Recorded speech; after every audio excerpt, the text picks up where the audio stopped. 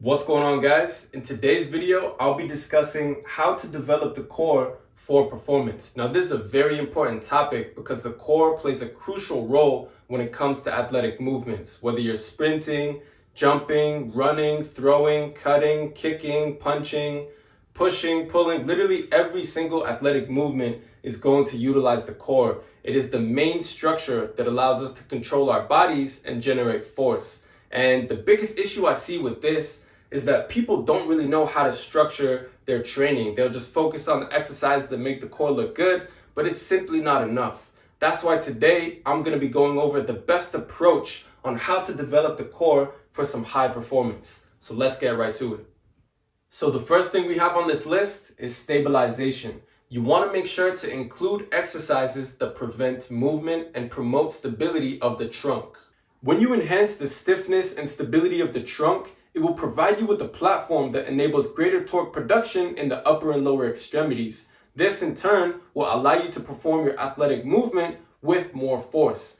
Not to mention all the injury prevention benefits that it's going to have. So you really want to make sure that you have exercises that include stabilization of the trunk when it comes to your core training. Number 2 on the list, we have dynamic movement. And we're talking eccentric and concentric. Eccentric is controlling movement and concentric is causing movement. Why do you need both? Because the better you can control movement, then the better you're going to be able to cause movement. And when it comes to the exercises I prescribe for dynamic movement, I want to make sure to include exercises that are going to help transfer from the weight room to sports performance. So I look to use exercises that integrate actions of the upper and lower extremities to simulate the transfer of torque and angular velocity that occurs during performance skills. So it doesn't matter what sport you play, you need to incorporate dynamic movements that involve both controlling and causing movement. And the last thing on this list is neural integration. And you're probably thinking, what the heck is this guy talking about, neural integration? Well, when you look at the functions of the core, its goal is to 1, stabilize the spine, but also to enable dynamic transfer of torque and velocity throughout the entire body. So when it comes to performance, the core must be activated to create sufficient stability in the spine without restricting any movement. So how does this work? The nervous system.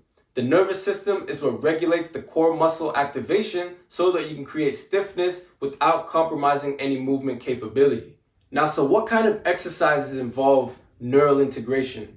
Well, it's going to be a combination of both stabilizing and dynamic exercises. The best exercises for neural integration must involve ground-based movements that incorporate the coordinated stabilizing and dynamic functions of multiple muscles. As part of this entire core series, I do plan on creating videos for specific sports on the type of exercise that you need to be doing. But in general, when it comes to developing the core for performance, you must include an approach that includes stabilization, dynamic functions, and exercises that include neural integration. Well, there you have it, guys. I hope you all enjoyed this video. If you have any questions, be sure to leave it in the comment section down below and let me know what topics you want me to cover in my future videos. Be sure to like and subscribe and stay tuned for my future content. Thanks so much for watching, guys. I'm gonna see you all soon.